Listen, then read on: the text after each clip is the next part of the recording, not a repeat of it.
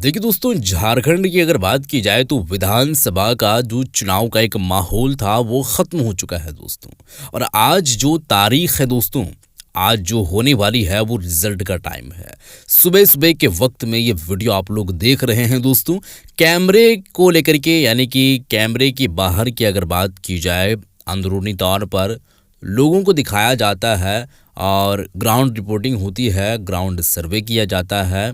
लोग कैमरे में कैप्चर जो चीज़ें होती है देखते हैं।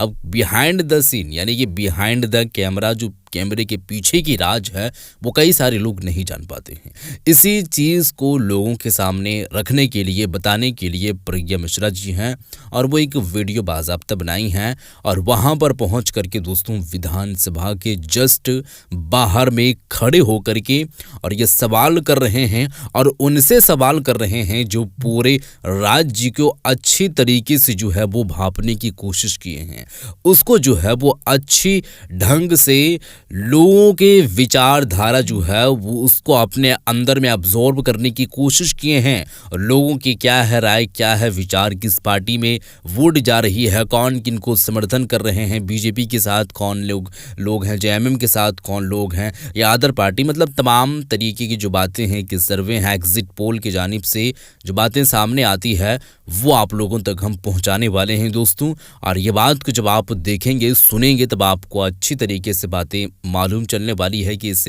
राज्य के अंदर में, झारखंड के अंदर में किसकी सरकार बनने वाली है। तो आपसे हम गुजारिश करते हैं इस वीडियो को आप आखिर तक ज़रूर देखें और आप चैनल को भी सब्सक्राइब ज़रूर कर लीजिएगा। आप लोगों के सामने वीडियो है, ये वीडियो को देखें। आप विधानसभा के बिल्कुल सामने खड़े हैं, जो कहिएगा सच कहिएगा, सच के सिवा कुछ मत कहिएगा। ये थोड़ा हमने भूमिका बना दी। जो कहूंगा, सच के सिवा कुछ नहीं कहूंगा। नमस्कार। झारखंड विधानसभा चुनाव में क्या होने जा रहा है, मैं बिल्कुल विधानसभा के सामने खड़े होकर आपसे आज इस पर बात करूंगी। और मेरे साथ आज मेरे सहयोगी भरत जी हैं और भरत जी से जानेंगे, क्योंकि झारखंड का एक एक जिला हमने घूमा है। मैं तो कैमरे पर रही, भरत जी ने कैमरे के पीछे से बहुत कुछ ऑब्जर्व किया है। इनका अनुभव क्या कहता है, इन्होंने कैमरे के पीछे जिन लोगों से बात की उनका मूड क्या है और सबसे बड़ी बात की प्लस माइनस पॉइंट्स क्या है, आज हम सब कुछ बता देंगे कि झारखंड में किसकी सरकार आ रही है। इसलिए सबसे पहले चैनल को सब्सक्राइब करिएगा, वीडियो को अभी से शेयर करना शुरू कर दीजिएगा। भरत जी कैसे हैं आप? पहले तो ये बताइए। नमस्कार प्रज्ञा जी, बहुत बढ़िया है। विधानसभा के बिल्कुल सामने खड़े हैं, जो कहिएगा सच कहिएगा, सच के सिवा कुछ मत कहिएगा। ये थोड़ा हमने भूमिका बना दी। जो कहूंगा, सच के सिवा कुछ नहीं कहूंगा। चलिए, भूमिका यही बनानी थी तो बन गई, लेकिन अभी इधर किसकी भूमिका रहने वाली है? आदिवासी मूलवासियों की सरकार रहने वाली है या फिर भाजपा आएगी? आपकी परिवर्तन देख रहे हैं आप? प्रज्ञा जी, हम लोगों ने और खासकर मैंने झारखंड को बहुत करीब से देखा है, झारखंड के लोगों को बहुत करीब से देखा है।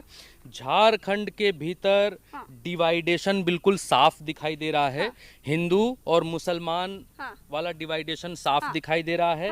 आदिवासी एक तरफा है, आदिवासी एक तरफा जाएगा। आदिवासियों में जो पढ़ा लिखा जाएगा, मतलब किसकी तरफ जाएगा? जेएमएम की तरफ जाएगा। हाँ, हेमंत सोरेन को वो अपना बेटा मानता है, ये बिल्कुल क्लियर ग्राउंड पर दिखाई दे रहा है।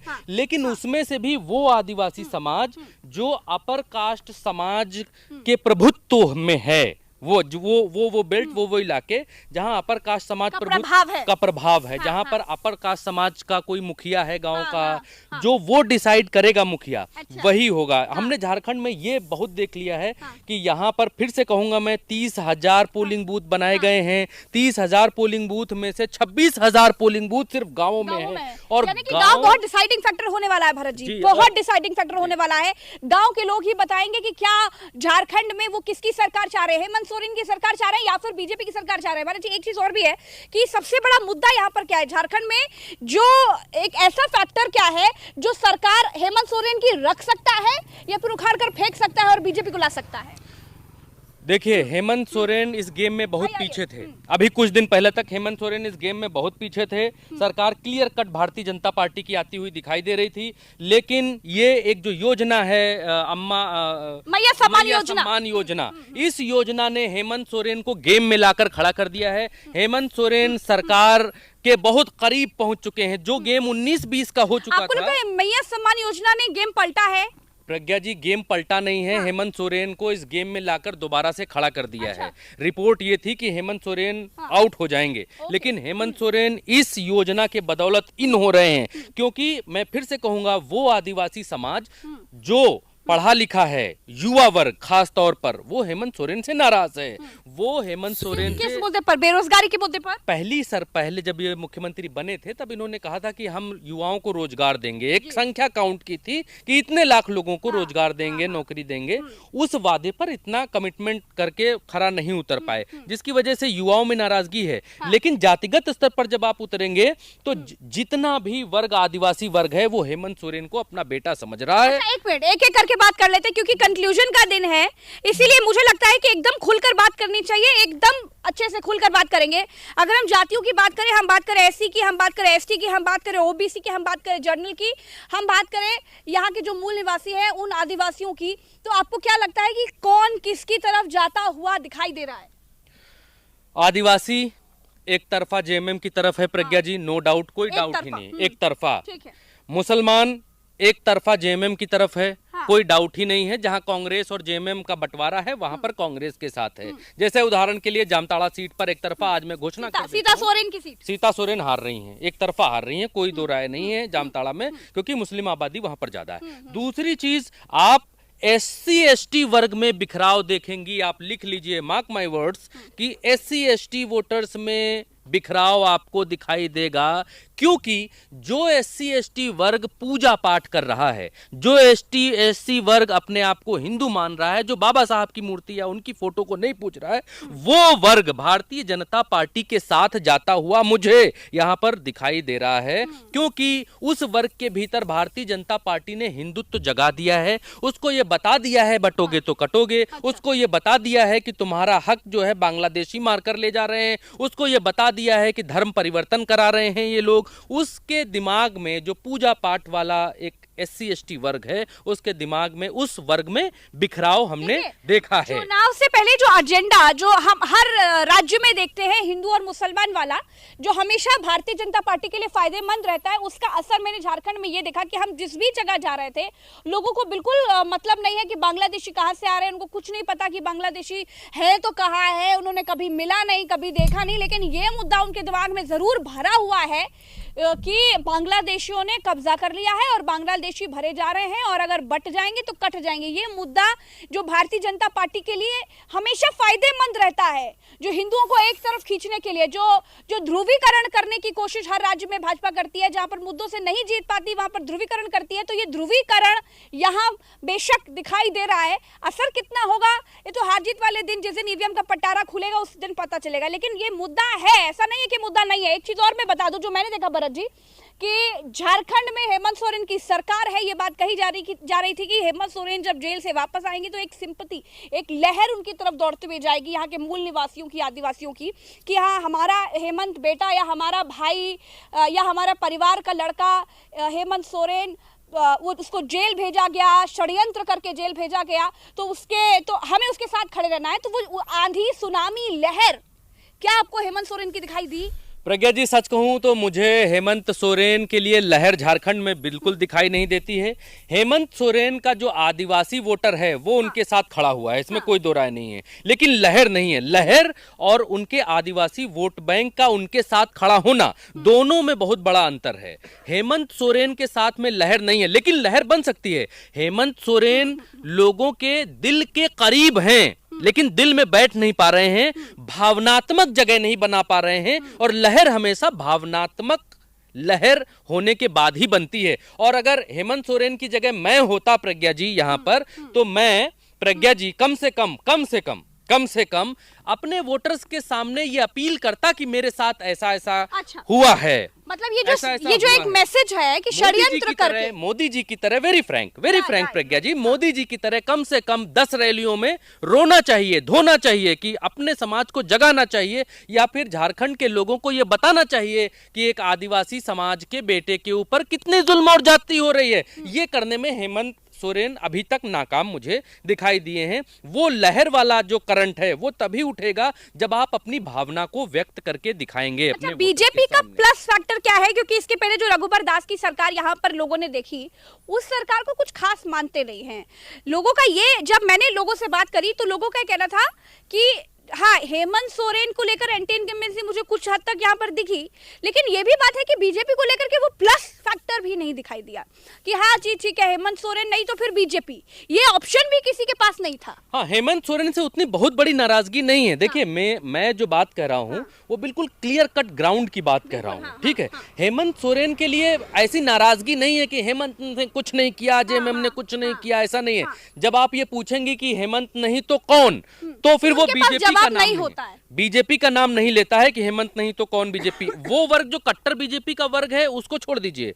जो वर्ग काम के आधार पर निर्णय लेता है, सरकार के आधार पर, अपने नफा नुकसान के आधार पर निर्णय ले रहा है, वो व्यक्ति लौटकर फिर से हेमंत के पास ही आता है। बुराई करने के बाद भी हेमंत सोरेन के पास आता है, जेएमएम के पास आता है कि इनसे अच्छी भाजपा नहीं है, भाजपा इनसे अच्छी नहीं। एक ये फैक्टर है कि मूलवासी आदिवासियों की सरकार होनी चाहिए, ये एक जो एक मुद्दा है। झारखंडियों की सरकार, झारखंड, ये मैसेज क्लियर कट, ये मैसेज क्लियर कट ये भी है कि अगर भारतीय जनता पार्टी की सरकार यहाँ पर बनती है तो फिर उद्योगपतियों के हाथ में चला जाएगा, तो फिर यहाँ का खनन जो है उद्योगपतियों के हवाले हो जाएगा, तो फिर यहाँ पर जो है गुजरात के लोग कब्जा कर लेंगे। इस तरीके की चीजें, इस तरीके की मैसेजिंग है कि अगर यहाँ पर भाजपा की सरकार आती है तो यहाँ पर खदानें शुरू हो जाएंगी, यहाँ पर लोगों को नौकरी नहीं मिलेगी, यहाँ पर झारखंड गरीब हो जाएगा और बाहरी लोग यहाँ पर आकर के बसने शुरू हो जाएंगे।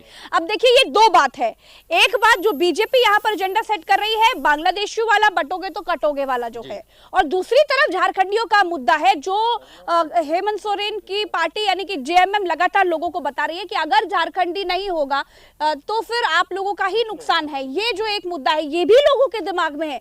एक तरफ जहां बीजेपी का जो कट्टर वोटर है वो हिंदू मुसलमान यानी एक तरफा होने की कोशिश कर रहा है, दूसरी तरफ जो मेन झारखंडी है जो विकास के नाम पर वोट करता है, जो यूथ भी है यहाँ का, वो ये सोच रहा है कि अगर हेमंत सोरेन की सरकार नहीं होती है और बीजेपी की आती है तो बीजेपी वही हाल करेगी जो पूरे देश का कर दिया, सरकारी वरकारी कंपनी वंपनी बेचने बाचने वाला और गुजरातियों को ले आने वाला और सारा बिजनेस ले जाकर पूरा उधर सेटल कर देने वाला, झारखंडियों का नुकसान हो जाएगा। ये वाला जो एक फैक्टर है ये भी बहुत तेजी से चल रहा है। अच्छा भरत जी, क्योंकि चर्चा लंबी ना हो, जल्द से जल्द लोगों को कम से कम समय में सब कुछ पता चल जाए, हेमंत सोरेन के प्लस फैक्टर क्या देख रहे हैं, माइनस फैक्टर क्या देख रहे हैं, और यही सवाल मैं बीजेपी को लेकर के भी पूछूंगी आपसे। हेमंत सोरेन का प्लस फैक्टर प्रज्ञा जी ये है कि वो एक आदिवासी समाज से हैं। हेमंत सोरेन का प्लस फैक्टर ये है कि भारतीय जनता पार्टी ने उनको कुछ दिन पहले जेल पहुंचा दिया, ये प्लस में है। लोगों के लिए, लोगों के मन में उनके लिए भावनाएं संवेदनाएं हैं, लहर की तरीके से नहीं है लेकिन है, संवेदनाएं जिंदा हैं। हाँ, वो संवेदनाएं जिंदा, जैसे एंटी इनकम्बेंसी में इस तरह की संवेदनाएं खत्म होती हैं, हो जाती हैं, सर्वनाश हो जाता है उनका, लेकिन वो संवेदनाएं अभी भी हेमंत सोरेन के लिए लोगों के दिलों में है। नाराजगी कुछ हद तक है, कुछ जगहों पर है, कुछ लोगों में है, लेकिन ये जो ये जो इमोशनल फैक्टर झारखंडी वाला है ये हेमंत सोरेन के साथ जुड़ा जी। और तीसरा ये है कि हेमंत सोरेन का कंपैरिजन रघुबर दास से नहीं हो रहा है यहाँ, हेमंत सोरेन का कंपैरिजन नरेंद्र मोदी से हो रहा है। क्योंकि जब भी लोग ये बात करते हैं कि हेमंत सोरेन के बाद कौन अगर बीजेपी को लाएंगे तो लोग ये जवाब देते हैं कि मोदी ने देश का क्या किया है देख रहे हैं, मोदी ने कितना रोजगार दिया है देख लिया है, मोदी ने क्या किया है वो हमने देख लिया है, भाजपा से अच्छा तो यही है, कुछ ना करने वाले से तो अच्छा है कि जो कुछ तो कर रहा है, लोगों का ये जवाब होता है। दूसरा आपका जो मूल सवाल है कि भारतीय जनता पार्टी का प्लस पॉइंट क्या है, तो भारतीय जनता पार्टी का प्लस पॉइंट सदाबहार प्लस पॉइंट है हिंदू मुसलमान। अब यहाँ पर जब कुछ नहीं मिला है तो एक ही पॉइंट इनके पास है कि बांग्लादेशियों को भगाने का ये चुनाव है, सिर्फ और सिर्फ ये प्लस पॉइंट है। इन्होंने ये दीदी वाली योजना लॉन्च की जिसमें ये पैसा दे रहे हैं, गोगो दीदी, और उन्होंने गोगो दीदी, बीजेपी ने गोगो दीदी और इन्होंने एक योजना लॉन्च की सम्मान योजना। तो ये 2100 रुपए की बात कर रहे हैं और वो 1000 रुपए दे रहे हैं और वो कह रहे हैं आपकी 2500 देंगे। हाँ, 2500 देंगे। तो इस लेवल पर कंपैरिजन ये है। भारतीय जनता पार्टी का प्लस पॉइंट सिर्फ और सिर्फ हिंदू मुसलमान है, और इसका एक प्लस पॉइंट सिर्फ ये है कि एंटी इनकम्बेंसी का फायदा भारतीय जनता पार्टी को मिल सकता है। लोगों के दिमाग में ये कि 5 साल तक तो हमने हेमंत सोरेन सरकार देख ली है, अब बदल दें। लेकिन मसला ये भी है कि भारतीय जनता पार्टी की सरकार लोग 10 साल से केंद्र में देख रहे हैं, उदाहरण वहां देख रहे हैं, मध्य प्रदेश में देख रहे हैं क्या हाल सरकार का है, राजस्थान में देख रहे हैं क्या हाल सरकार का है, और प्लस आपका मैं आपको रोक रही हूँ इसलिए क्योंकि जो लोग उत्तर प्रदेश से देख रहे होंगे, हरियाणा से देख रहे होंगे, गुजरात से देख रहे होंगे, अलग अलग राज्यों से देख रहे होंगे, उनको लग रहा होगा कि झारखंड में क्या रखा है। लेकिन मैं आपको बता दूं ये झारखंड बेहद डिसाइडिंग फैक्टर है। इस झारखंड में जबरदस्त स्कोप है, इस पर भी चर्चा करेंगे आगे जाके। फिलहाल चुनाव की चर्चा कर रहे हैं, लेकिन मैं आपको ये बता दूं कि झारखंड को हल्के में मत लीजिएगा। मैं उत्तर प्रदेश से झारखंड सिर्फ इसलिए आई हूं क्योंकि यहाँ पर जो भी सरकार बनाएगा वो बहुत कुछ तय करेगा। एक चीज और कहूंगा, मैं भूल गया था, प्लस पॉइंट आपने जेएमएम का पूछा था, एक प्लस पॉइंट और हमें ग्राउंड पर देखने को मिला कि हेमंत सोरेन के साथ में भारतीय जनता पार्टी की सरकार ने ईडी के जरिए ऐसी जाति करवाई, उनके बेटे को, आदिवासी समाज के बेटे को इतना परेशान किया कि उसे अपनी टीचर पत्नी को घर से निकालकर रैलियां करवाने के लिए भेजना पड़ा। इतना ज्यादा टॉर्चर हेमंत सोरेन को किया गया है इस सरकार में। इसका एक मैसेज है कि हमारे घर की बहू को, आदिवासी समाज में यह मैसेज है कि हमारे घर की बहू को घर से निकालकर भारतीय जनता पार्टी ने रैलियों में खड़ा कर दिया है। हमारे घर की बहू को, जो बच्चे पाल रही थी, उसको बाहर निकलना पड़ गया भारतीय जनता पार्टी की वजह से। अपने घर और परिवार और आदिवासी समाज को बचाने के लिए उसको रैलियां करनी पड़ गई हैं। इस नज़र से भी आदिवासी समाज देख रहा है कि भारतीय जनता पार्टी की वजह से ही कल्पना सोरेन रैली दर रैली घूम रही हैं, वरना वो एक टीचर थी, पढ़ा रही होती, उनको राजनीति से और एक फंडा ये भी है कि क्या इस बार मुख्यमंत्री का चेहरा बदल जाएगा? अगर जेएमएम की सरकार आती है तो क्या इस कल्पना सोरेन मुख्यमंत्री का चेहरा हो सकती हैं? इसमें कोई बहुत बड़ा चमत्कार नहीं है, और ये बहुत बड़ा लोगों के लिए, यहाँ के लोगों के लिए बहुत बड़ा वो भी हो सकता है, क्या कहते हैं, बहुत बड़ा उनको सरप्राइज दिया जा सकता है सरकार बनने के समय की वो हो सकती है। क्योंकि आपने जब कल्पना सोरेन से सवाल पूछा कि भावी मुख्यमंत्री हमारे साथ खड़ी हैं, तो वो मुस्कुरा दी। उन्होंने कहा पार्टी का जो निर्णय होगा वो निर्णय होगा। उन्होंने ये बात नहीं कही कि नहीं मैं मुख्यमंत्री नहीं बन पाऊंगी, आप नहीं, ये तो ऐसा डिनाई नहीं किया उन्होंने। तो ये दिखाता है कि कल्पना सोरेन को बहुत तेजी से जेएमएम ने प्रोजेक्ट किया है, और ये भी मैसेज दे रहा है प्रज्ञा जी बहुत जमीनी स्तर पर, कल्पना सोरेन पर किसी तरह के कोई आरोप भी नहीं है। कह लेने दीजिए प्लीज, कह लेने दीजिए। ये मैसेज जमीन पर ये भी जा रहा है कि कल्पना सोरेन के ऊपर कोई आरोप नहीं है। कल्पना सोरेन झारखंड को बहुत अच्छे से चला सकती हैं, वो बहू है, बेटी है, महिला है, वो आदिवासियों को और अच्छे से समझ सकती हैं। तो जो लोग हेमंत सोरेन से नाराज थे कि 5 साल में उन्होंने कुछ नहीं किया, वो लोग कल्पना सोरेन के ऊपर भरोसा दिखाने के लिए तैयार हैं कि हमारे यहाँ की बेटी है, इससे उम्मीद हेमंत सोरेन से हम कुछ ज्यादा लगा सकते हैं। तो ये भी एक जेएमएम की तरफ से तुक्का फेंका गया है, और जिसका डिनायल कहीं से नहीं है। बिल्कुल, ये बात बिल्कुल ठीक है। और एक चीज हम जो देख पा रहे हैं वो ये है कि झारखंड में लोग भी बहुत ज्यादा मुखर है, उनको पता है कि उनको क्या करना है, अपने खुलकर अपने मन की बात बता रहे हैं। झारखंड में किसकी सरकार बन रही है लोग पहले से ही डिसाइड कर। तो वीडियो आप लोग देख चुके हैं दोस्तों, ये जमीनी सर्वे थी और लोगों के मुतालिक ये जानकारियां हासिल की गई थी कि लोगों के प्रति क्या सोच है, क्या यहाँ पर इस बार जो है वो विधानसभा की चुनाव झारखंड के अंदर में हुई है, वो किसकी सरकार बनने वाली है। क्या बीजेपी की सरकार बनेगी या फिर कांग्रेस से गठबंधन जो जेएमएम की है पार्टी हेमंत सोरेन की, तो क्या उनकी जो है वो सरकार बनेगी, किसकी सरकार बनेगी। और अगर जिसकी भी सरकार बनेगी, जिसका पल्ला भारी होगा, वो तो दोस्तों 23 तारीख को मालूम चल ही जाएगा, दूध के दूध पानी के पानी हो जाएगा। लेकिन यहाँ पर बात सवाल ये है कि जेएमएम एक आदिवासी का बेटा है, और वो आदिवासी जो है वो लोगों के दिलों को हाल जानते हैं इस देश में और राज्य के अंदर में। एक अच्छे से जो है वो पॉजिटिविटी फैलाने की कोशिश करते हैं, एक दूसरे समुदाय के बीच में लड़ाई झगड़ा ना हो, उसको एक साथ में कैसे लेकर के चलें, उस बात पर वो तवज्जो देते हैं। लेकिन वहीं बीजेपी की सरकार आती है तो फिर वो बीजेपी की सरकार जो है वो यहाँ के ज़मीन को और यहाँ की जितने भी चीज़ें हैं वो ज़्यादातर हिस्सों को जो है वो उद्योगपति के नाम कर देते हैं। बड़े बड़े प्लांट्स को लगाए जाते हैं, बड़े बड़े उद्योगपति को यहाँ पर बुलाया जाता है और फिर यहाँ के जो है वो ज़मीन में उनको कुछ हिस्सा दिया जाता है। तो ये बात होती है दोस्तों। अब और भी बातें हैं, कई सारे बातें जो आप लोगों ने सुने हैं। अब मैं चाहूँगा कि इस वीडियो को यहीं पर ख़त्म करते हैं। आप लोगों की क्या है राय ज़रूर बताइएगा और इस वीडियो को शेयर कर दीजिएगा। ऐसे ही वीडियो को देखने के लिए चैनल को सब्सक्राइब ज़रूर कर लें।